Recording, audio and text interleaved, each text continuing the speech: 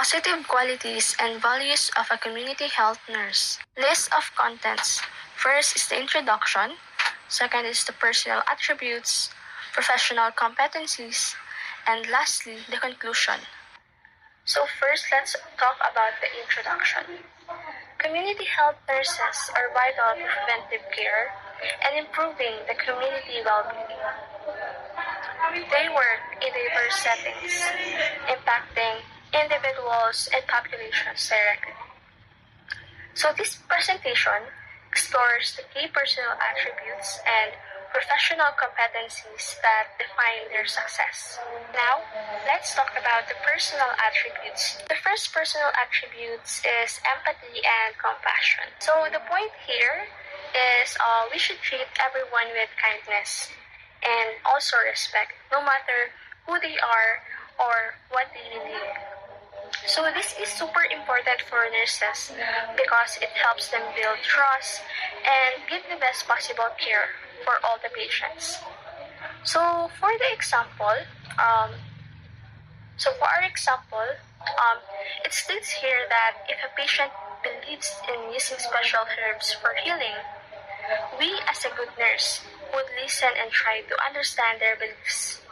We might even include these herbs in the patient's care plan, working together to make sure the patient feels comfortable and cared for. In respect, in here, we need to treat everyone with respect, no matter their background, beliefs, or what's going on with their health. So this is like rule for being a good nurse. It's about being kind and understanding. Personal attributes, which is the integrity. Here, in the personal attributes, we as a community health nurse, we are like a detective who's trying to figure out what's making people in the community sick.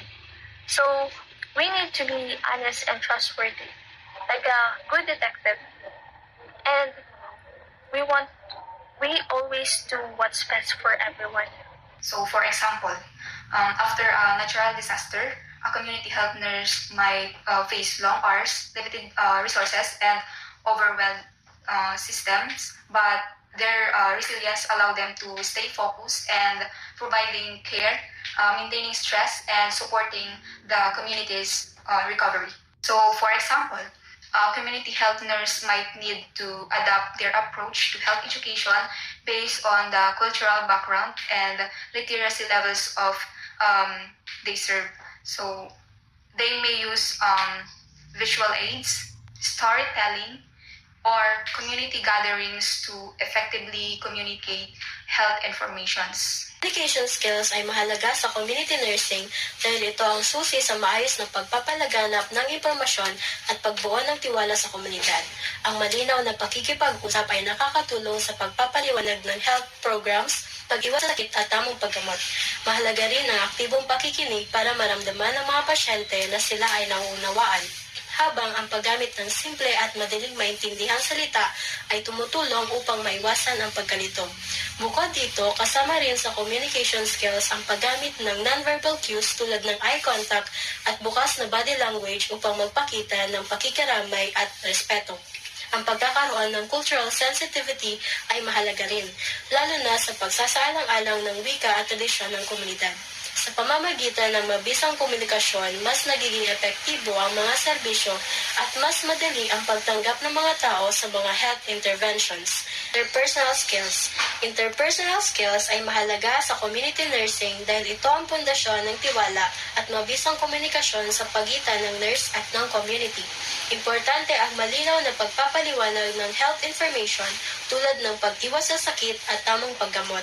Ang aktibong pakikinig at paggamit ng positive gestures tulad ng eye contact ay nakakatulong para mas mapalapit ang nurse sa mga tao sa komunidad.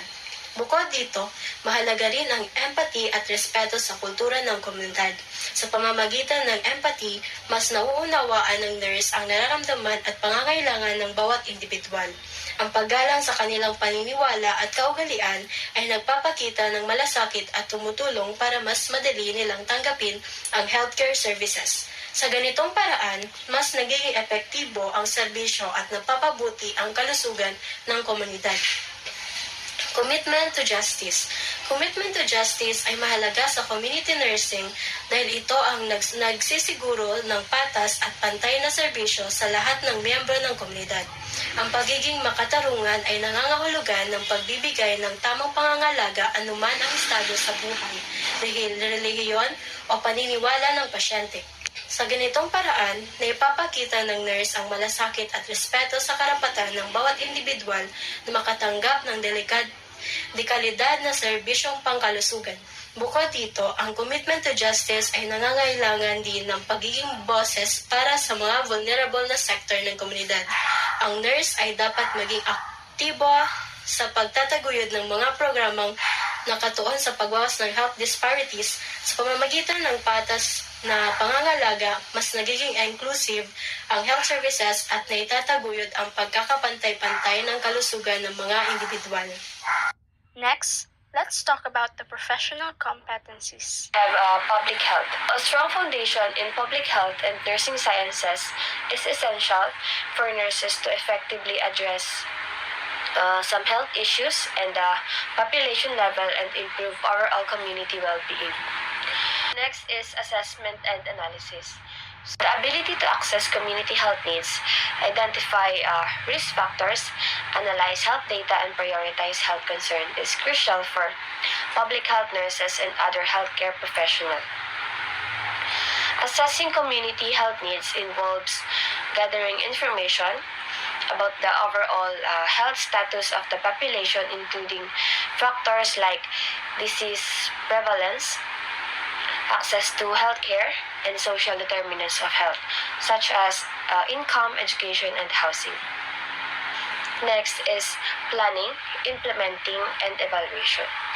In developing and implementing community health programs, intervention, and health education initiatives is a core responsibility for public health professionals, particularly nurses, who aim to improve the health and well-being of the populations. So the process begins with identifying the specific health needs of the community through assessment and data analysis, followed by designing programs or intervention that address those needs. Policy and program management. This involves understanding health policies and programs to ensure that they promote community well-being. It includes advocating for policies that improve health and participating in planning and managing health programs to address community needs effectively. Leadership and systems thinking. This focuses on leading health initiatives and working within the healthcare systems to improve services. It also involves understanding how social factors like education and income affect people's health and using this knowledge to create effective solutions. Ethics and professionalism is also one of the professional competencies that a nurse should possess.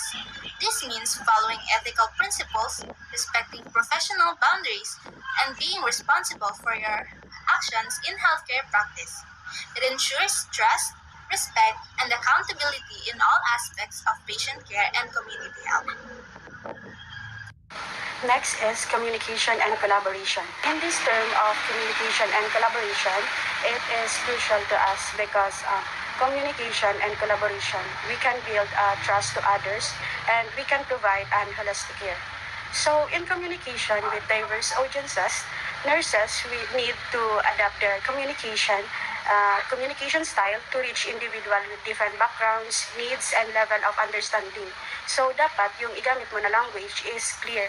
No need na magamit ng mga jargons or etc. para ma-clear yung communication. And sa collaboration with interdisciplinary teams naman is yung health initiatives like doctors, social workers, and nutritionists.